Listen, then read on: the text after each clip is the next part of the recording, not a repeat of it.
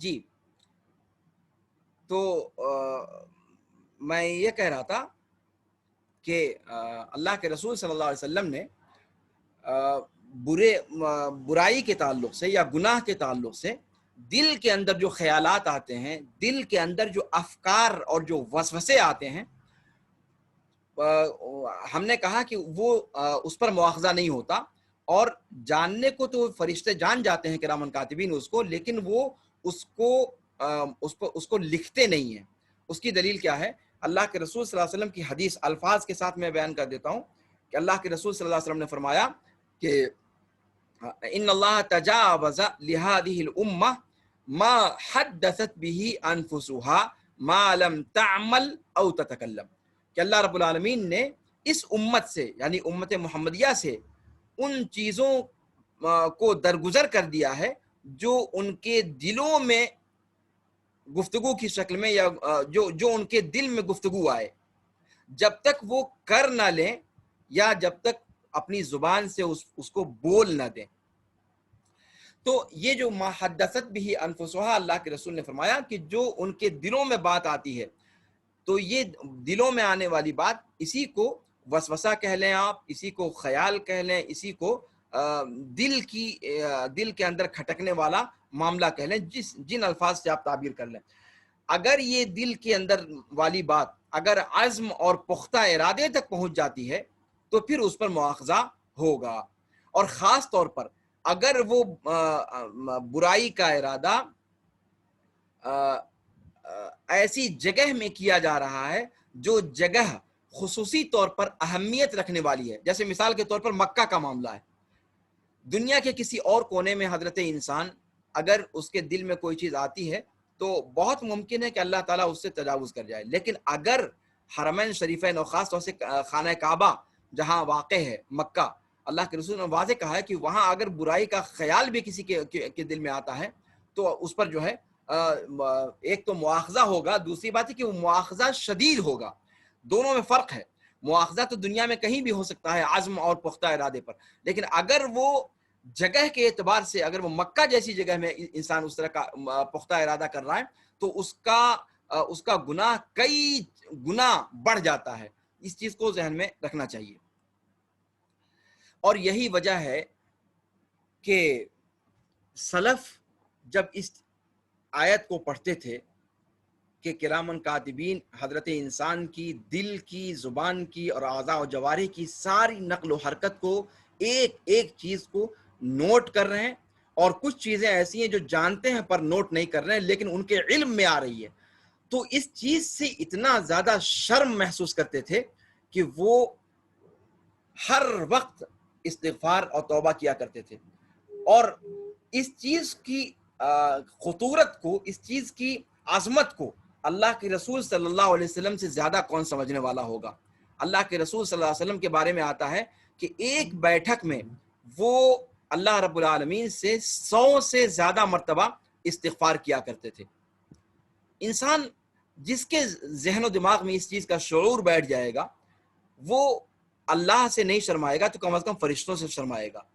گناہ کرتے ہوئے۔ تو یہ چیز جو یہ ایمان کرامن کاتبین پر، ایک تو فرشتوں پر ایمان ویسے ہی انسان کو برائی کے راستے سے روکتا ہے، لیکن کرامن کاتبین جو خاص نوعیت ہے فرشتوں کی، اس پر ایمان لانا یہ انسان کو مزید اس کی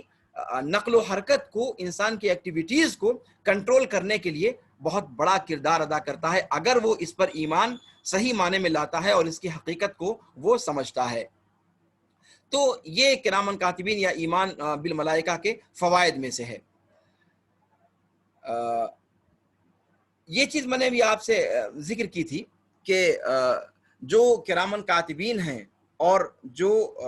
انسان کی حفاظت کرنے والے فرشتے ہیں، اس کی تفصیل میں نے بیان کر دی۔ امام طحاوی رحمہ اللہ اس طرف گئے ہیں کہ یہ دونوں ایک ہی ہیں، جو لکھنے والے ہیں یہ بھی، اور انسان کی برائیوں سے یا مصیبتوں سے حفاظت کرنے والے، یہ دونوں کام ایک ہی فرشتوں کا ہے، یعنی کتابت اور حفاظت۔ حفاظت کو وہ عام معنی میں لیتے ہیں، یعنی اس کو سیکیور بھی کرتے ہیں اور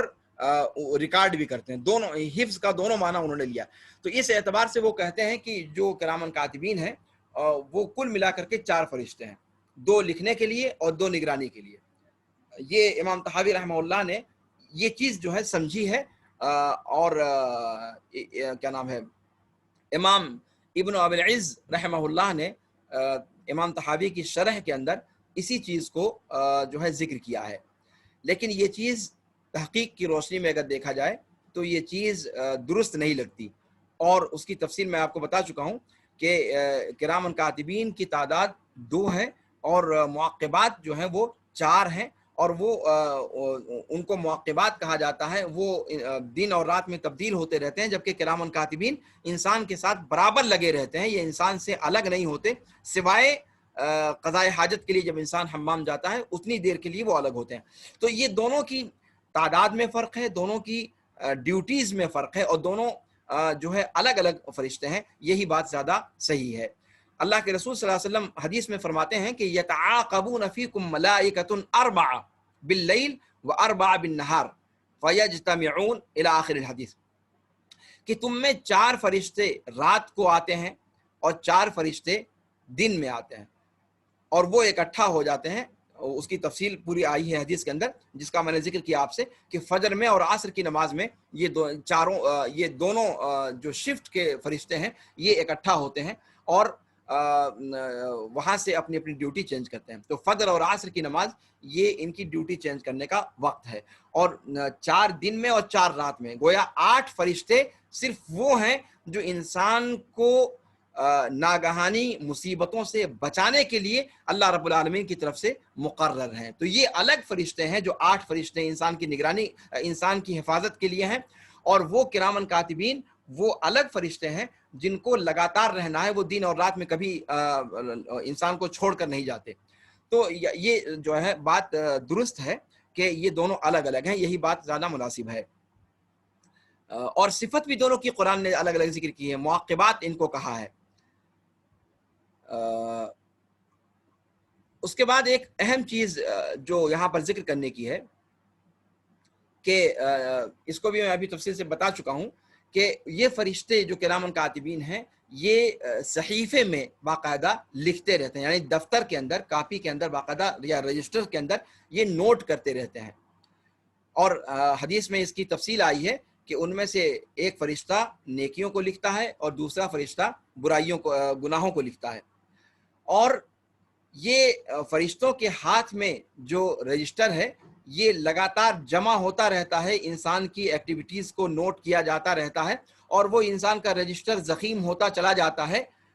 اور یہی وہ رجسٹر ہے جو حضرت انسان کی گردن میں لٹکا دیا جائے گا جب وہ قبر میں داخل کیا جائے گا. اور یہی وہ رجسٹر ہے جس کے بارے میں اللہ تعالیٰ نے فرمایا سورہ اسراء کے اندر کہ اقرأ کتابک کفا بنفسک اليوم علیک حسیبا، اپنے اعمال نامے کو پڑھو، آج اکیلے تم ہی کافی ہو اپنے اوپر نگرانی کرنے کے لیے، اپنے اوپر حساب کتاب کرنے کے لیے. یہ وہی صحف ہیں جس پر اللہ رب العالمین بندوں سے حساب کتاب کرے گا، اور وہاں اللہ تعالیٰ پوچھے گا بندے سے کہ بھائی تم نے اپنا رجسٹر پڑھ لیا، کیا میرے فرشتوں نے تم پر کوئی ظلم کیا؟ حل ظلمکم ملائکتی، اللہ تعالیٰ پوچھے گا. باقاعدہ وہ رجسٹر جو فرشتے کرامن کاتبین جو تیار کرتے ہیں اس دنیا میں، وہ قبر کے اندر داخل کرتے ہی لٹکا دے دیا جائے گا، اور پھر قیامت کے دن وہ اس کے گردن میں لٹکا ہوا رہے گا، اور اللہ تعالیٰ کہے گا کہ اپنے اعمال نامے کو تم خود پڑھ لو، تمہیں فیصلہ وصلہ کا انتظار کرنے کی ضرورت نہیں، اپنا اعمال نامہ اپنے ہی سے پہلے ہی سے پڑھ لو. اور وہاں اللہ تعالیٰ بندے سے پوچھے گا کہ کیا میرے فرشتوں ظاہر سی مراد یہاں مراد وہ فرشتے ہیں جو اس کے اعمال کو نوٹ کر رہے تھے، کہ کیا میرے فرشتوں نے تم پر ظلم کیا؟ وہ لوگ کہیں گے لا یا ربی، کہ نہیں، انکار کرنے کی گنجائش ہی نہیں ہوگی، کہیں گے نہیں ہے میرے رب. اس کا مطلب یہ ہے کہ باقاعدہ یہ جو فرشتے ہیں کرامن کاتبین، ان کی جو ذمہ داری ہے وہ ذمہ داری صرف ایسی نہیں ہے کہ وہ فارمیلٹی پوری کرنے کے لیے. یہاں ایک سوال یہ کیا جا سکتا ہے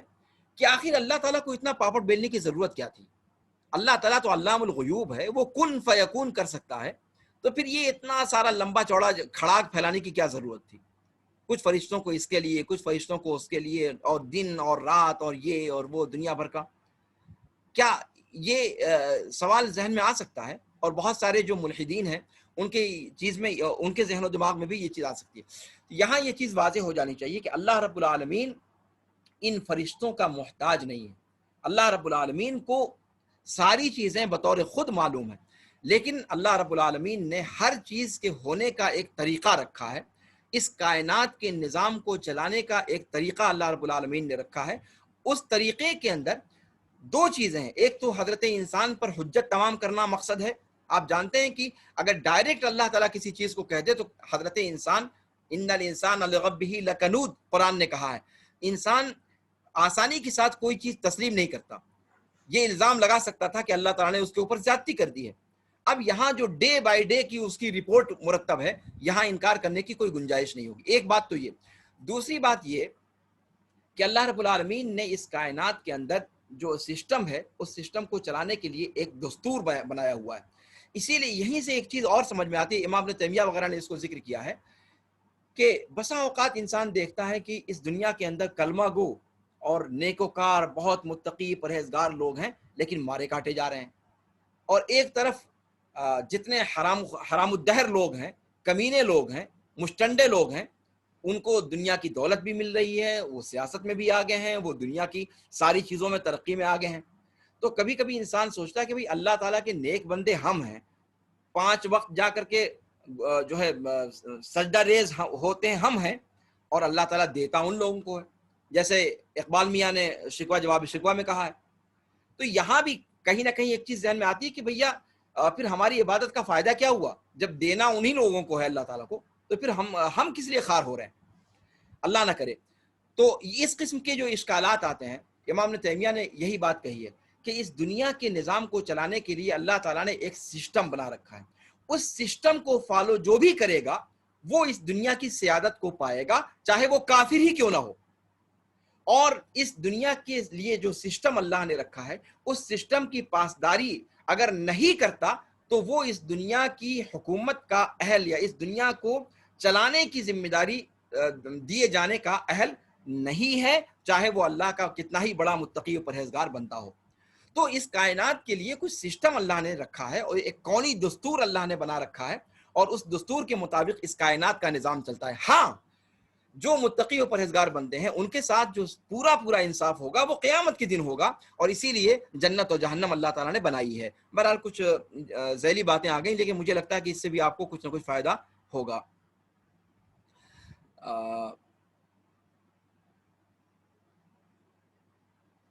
اس کے بعد امام طحاوی رحمہ اللہ، مجھے لگتا ہے کہ اس موضوع پر مزید کچھ کہنے کی گنجائش نہیں ہے، باتیں واضح ہو گئی ہیں۔ اس کے بعد اگلا پیرا جو ہے امام طحاوی رحمہ اللہ، اس میں فرماتے ہیں کہ وَنُؤْمِنُ بِمَلَكِ الْمَوْتِ الْمُؤَكَّلِ بِقَبْضِ أَرْوَاحِ الْعَالَمِينَ، کہ ہم ملک الموت پر ایمان رکھتے ہیں جو دنیا کی روحوں کو قبض کرنے کے لیے ذمہ داری دیے گئے ہیں۔ یہاں بھی آپ دیکھیں کہ یہ ایمان بالملائکہ کا جو رکن ہے اسی کی ایک شاخ ہے یا اسی کی ایک ذیلی قسم ہے۔ جس طریقے سے کرامن کاتبین کچھ فرشتوں کی ڈیوٹی وہ ہے جیسے دن اور رات میں انسان کی حفاظت کے لیے مصیبتوں سے کچھ فرشتوں کی ڈیوٹی ہے، اسی طریقے سے کچھ فرشتوں کی ڈیوٹی صرف یہ ہے کہ وہ لوگوں کی روحوں کو نکالیں، لوگوں کی روح کو نکالیں۔ اور ان فرشتوں کو ملک الموت سے قرآن نے تعبیر کیا۔ ان کے لیے قرآن نے 2 طرح کی تعبیر استعمال کی ہے، اور ان دونوں چیزوں کو سمجھنا چاہیے۔ عام طور پر لوگ جب اس چیز کو نہیں سمجھتے ہیں تو کنفیوژن کا شکار ہو جاتے ہیں، اور آج خاص طور سے جب سائنس نے ترقی کی ہے تو اس قسم کے اشکالات بہت زیادہ لوگوں کے اندر آتے ہیں کہ ملک الموت، موت کا فرشتہ بیچارہ ایک ہی ٹائم میں پوری دنیا کے اندر 1 سیکنڈ میں پتہ نہیں کتنی جانیں جاتی ہیں، تو ایک فرشتہ بیچارہ کہاں کہاں دوڑتا ہے، ابھی ایک جگہ سے فارغ نہیں ہوتا تب تک 50 دوسرے مر چکے ہوتے ہیں۔ تو اس چیز کو وہ پیش کرتے ہیں کہ گویا یہ عقیدہ جو قرآن نے ذکر کیا یا جس کا حدیث میں ذکر کیا گیا ہے، یہ عقل اس کو تسلیم نہیں کرتی۔ آپ نے بھی دیکھا ہوگا کہ بہت ساری جگہوں پر اصل میں عقیدے کے یہ سب موضوعات ایسے نہیں ہے کہ اس میں بہت زیادہ میں وقت لگاؤں۔ میں بھی چاہتا ہوں کہ کتاب جلدی سے ختم کروں، لیکن اگر میں ان سب چیزوں کا کو تفصیل سے نہ بیان کروں تو پھر میرے عقیدہ پڑھانے کا فائدہ ہی کیا ہے۔ میں یہ چاہتا ہوں کہ یہ سب چیزیں ذہن میں ثبت ہو جائیں اور صرف رٹو طوطے کے طور پر ان چیزوں کو ایسے ہی تلاوت کرتے ہوئے گزر جائیں اور اس کا مضمون ذہن میں واضح نہ ہو، ہم اس کے اثرات اپنے اوپر نہ لا سکیں، تو پھر عقیدہ پڑھنے کا فائدہ کیا ہے؟ یہاں پر ایک چیز میں وضاحت کر دوں کہ ملک الموت جب قرآن کے اندر اللہ تعالیٰ نے، قرآن کی آیت میں اللہ تعالیٰ نے فرمایا کہ قل یتوفاکم ملک الموت الذی وکل بکم ثم الی ربکم ترجعون، تو یہاں پر اللہ تعالیٰ نے فرمایا کہ اے نبی صلی اللہ علیہ وسلم آپ کہہ دیجئے کہ تمہیں موت دے گا کون؟ ملک الموت، وہ ملک الموت جو تم پر ذمہ دار بنایا گیا، تمہاری ذمہ داری جس کو سونپی گئی ہے، ثم الی ربکم ترجعون، اور پھر تم اپنے رب کی طرف لوٹائے جاؤ گے۔ یہاں ملک الموت کا لفظ قرآن نے استعمال کیا ہے، لیکن یہاں ایک چیز اور واضح کر دینی ضروری ہے کہ ملک الموت، ملک کہتے ہیں فرشتے کو اور موت کہتے ہیں موت کو، موت کا فرشتہ، لیکن کیا اس سے یہ سمجھا جائے کہ ایک کوئی جنٹل مین فرشتہ ہے جس کی یہ ذمہ داری ہے؟ عام طور پر جو لوگ یہ سمجھتے ہیں کہ یہ جو ابھی میں نے پریشانی ذکر کی، وہ پریشانی جن کے ذہن میں آتی ہے وہ یہیں سے کنفیوژن کا شکار ہوتے ہیں کہ ملک الموت کہا گیا تو یعنی جیسے زید عامر بکر ہوتے ہیں ایک آدمی، ایسے ہی ملک الموت کہا گیا تو ملک الموت یعنی ایک کوئی فرشتہ ہے۔ یہ تصور شروع سے لے کر آخر تک غلط ہے، سر سے پیر تک بے بنیاد ہے، اور یہ چیز قرآن نے خود اس کی تردید کی ہے۔ قرآن کے اندر دوسری جگہ اللہ رب العالمین فرماتا ہے کہ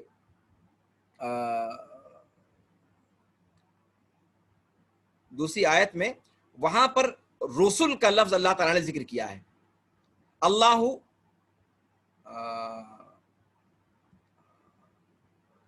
وہ آیت مجھے یاد نہیں آ رہی ہے، اس میں رسول کا لفظ استعمال کیا گیا ہے کہ وہ فرشتے، وہ بھیجے جانے والے فرشتے جو روحوں کو قبض کرتے ہیں، روحوں کو قبض کرتے ہیں۔ اس کا مطلب یہ ہوا کہ فرشتوں کی پوری جماعت ہے جو روح قبض کرنے کے لیے، اب جیسے ایک لشکر ہوتا ہے، ایک فوج ہوتی ہے، اس کا ایک سپہ سالار ہوتا ہے، تو عام طور سے جب سپہ سالار کا نام لیا جاتا ہے کہ اب جیسے روح قبض کرنے کی بات ہے تو وہ ملک الموت جو موت کو، جو روحوں کو قبض کرنے والے فرشتوں کی جماعت یا لشکر یا فوج یا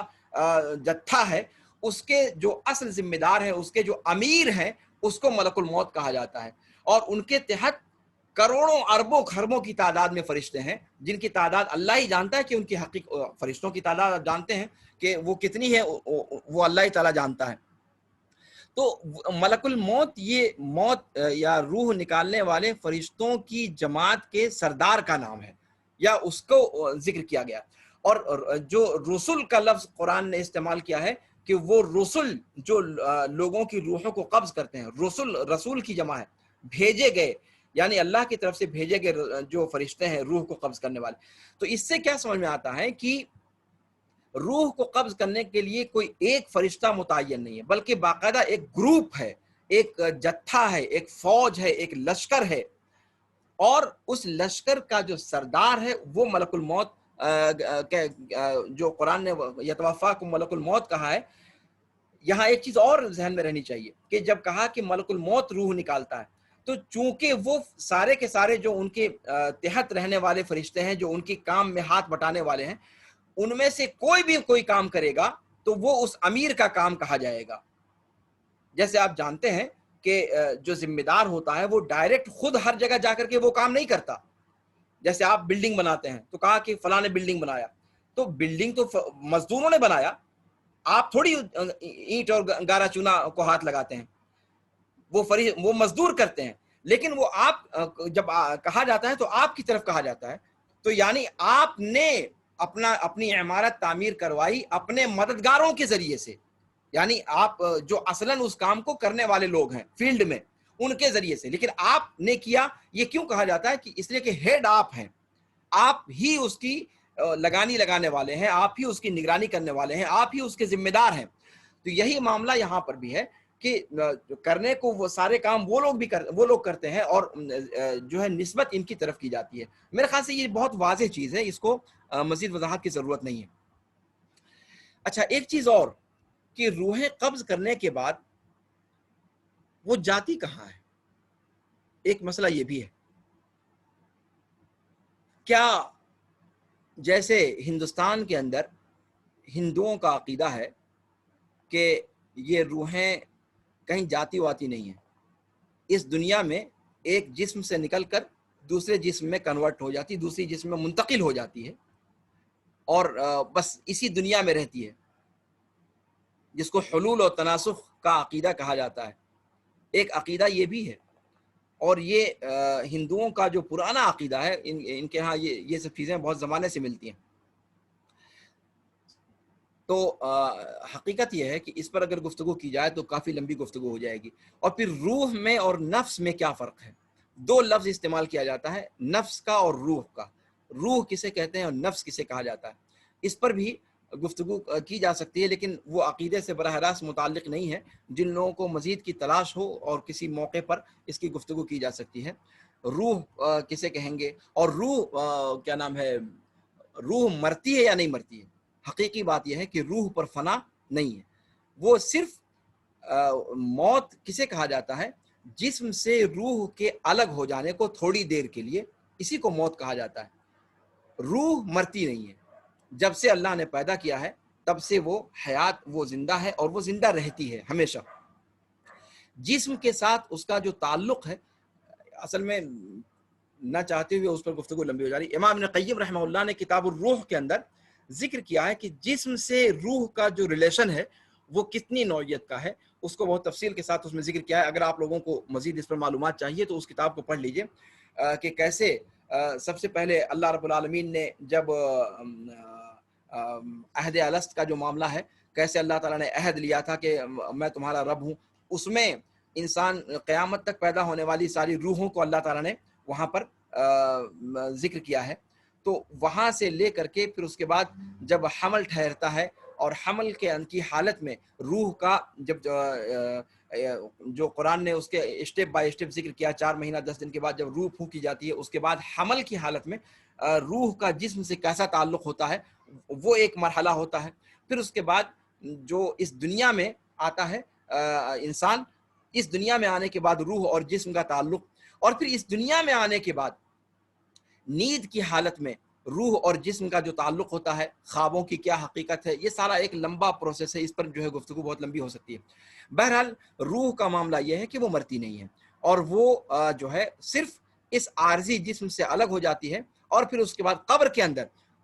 کے اندر یہی روح پھر جسم کے ساتھ اس کا تعلق قائم ہو جاتا ہے۔ لیکن ہر اسٹیپ کا جو جسم سے تعلق کی نوعیت ہے وہ الگ الگ ہے۔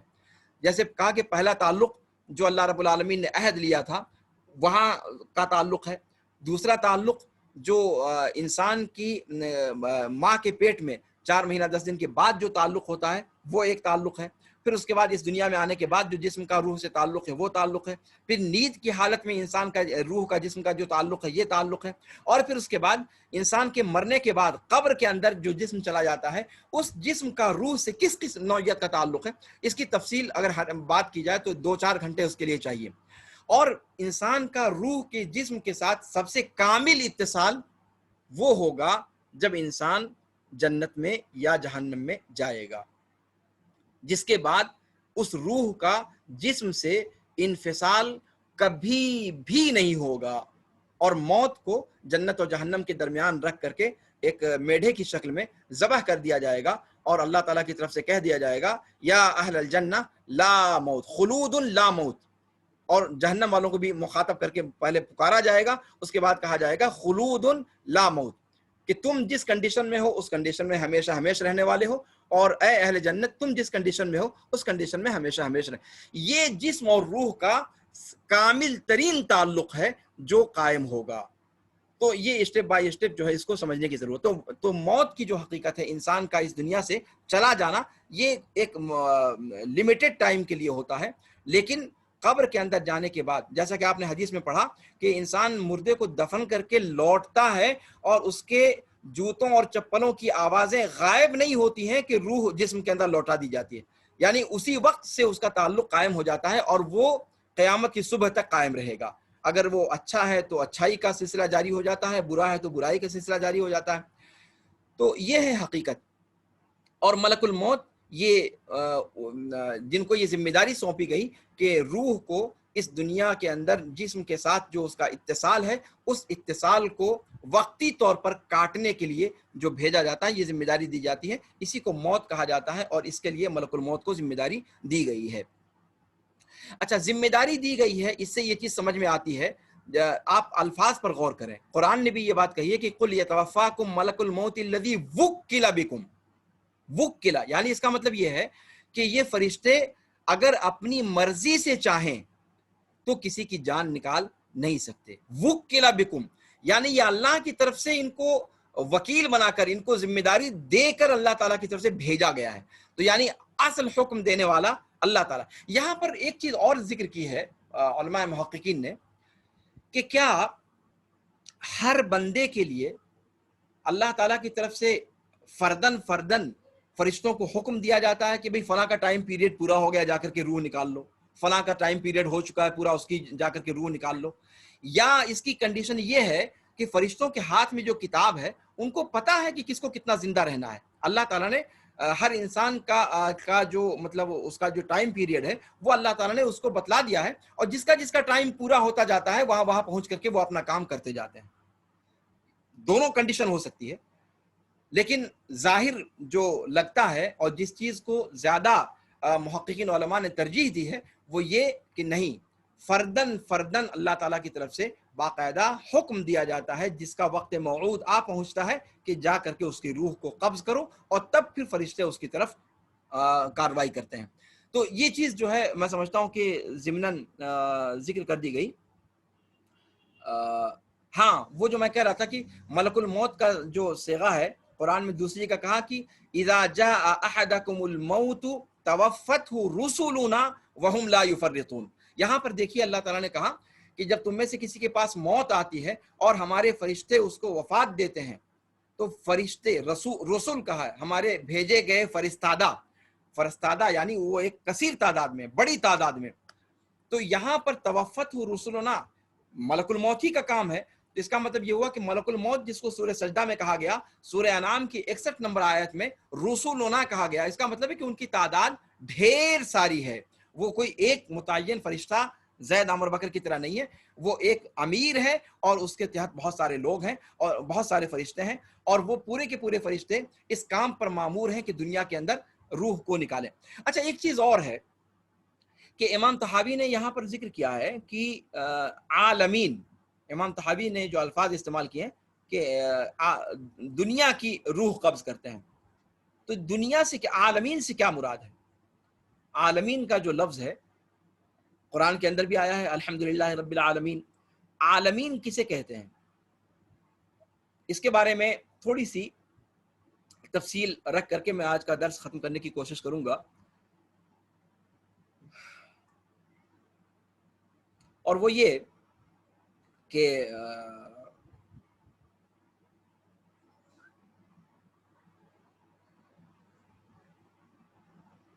عالمین کی کئی اس کے اطلاقات ہیں، یعنی الگ الگ سچویشن میں الگ الگ اس کا معنی مراد ہوتا ہے۔ خود قرآن کے ذریعے سے اگر آپ دیکھیں تو تقریباً 3 معنی کے لیے قرآن نے عالمین کو استعمال کیا ہے۔ عالمین جیسے الحمدللہ رب العالمین کے اندر، تو یہاں پر عام طور سے علماء کہتے ہیں کہ عالمین سے مراد ہر وہ چیز ہے جو اللہ کے علاوہ ہے،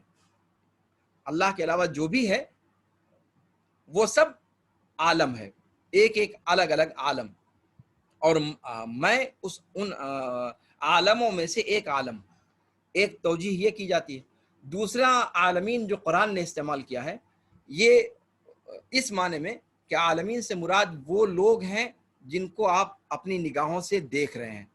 اور یہ اطلاق قرآن نے کیا ہے لوط علیہ السلام کے واقعے میں، کہ وہاں فرمایا اللہ تعالیٰ نے کہ اتأتون الذکران من العالمین، کہ کیا تم مردوں کے پاس شہوت کی نیت سے آتے ہو دنیا جہان کو چھوڑ کر۔ تو یہاں جو عالمین استعمال کیا گیا ہے اس سے فرشتے مراد نہیں ہیں، اور نہ ہی لڑکیاں مراد ہیں، اور نہ ہی جنات مراد ہیں، بلکہ صرف ایک خاص کیٹیگری یعنی مردوں کو جو ہے اس سے مراد لیا گیا ہے۔ تو عالمین کا ایک اطلاق قرآن ہی کے اندر یہ بھی ہے۔ تیسرا اطلاق قرآن نے استعمال کیا ہے سورہ دخان کے اندر، وہاں پر اللہ تعالیٰ فرماتا ہے بنو اسرائیل کے بارے میں کہ وَلَقَدِ اخْتَرْنَاهُمْ عَلَىٰ عِلْمٍ عَلَى الْعَالَمِينَ، کہ ہم نے ان کو چن لیا علم کے ساتھ سارے جہان والوں پر۔ یہاں عالمین جو استعمال کیا گیا ہے، اس سے مراد اس وقت سرزمین روئے زمین پر پائے جانے والے سارے کے سارے لوگ مراد ہیں، جنات ہوں یا انسان ہوں، ان تمام میں سے اللہ رب العالمین نے بنو اسرائیل کی قوم کو منتخب کیا تھا۔ تو یہ تین مفہوم عالمین کے استعمال کیے گئے ہیں، اور سیاق کے اعتبار سے وہ چیزیں مراد لی جاتی ہیں۔ یہاں پر جو کہا ہے عالمین، اس سے مراد انس اور جن ہے، انسان اور جنات، اس لیے کہ یہی دونوں ہیں جن کو اللہ تعالیٰ نے مکلف کیا ہے اور جن پر جزا و سزا رکھی ہے۔ تو یہ چیز جو ہے وضاحت کرنے کی تھی، اس پر جو ہے وضاحت کرنا ضروری تھا، اس لیے اس کی وضاحت کر دیا۔ میں سمجھتا ہوں کہ آج کا درس آپ کے لیے مفید رہا ہوگا، اور کچھ زیادہ وقت لے لیا، اس کے لیے میں معذرت خواہ ہوں۔ اللہ رب العالمین سے دعا ہے کہ اللہ رب العالمین جو چیزیں پڑھی جاتی ہیں ان کو سمجھنے کی اور ان کے مطابق اپنے عقیدے کو بنانے اور اس کے مطابق اپنے اعمال کو کرنے کی اللہ رب العالمین ہمیں توفیق دے۔ ھذا وصلی اللہ وسلم علی نبینا محمد وعلی آلہ وصحبہ اجمعین، والسلام علیکم ورحمۃ اللہ تعالی وبرکاتہ۔ سبحانک اللہم وبحمدک، اشہد ان لا الہ الا انت، استغفرک واتوب الیک۔ اس میں سے جینٹ جوائن کر دیں کہ لیڈیز؟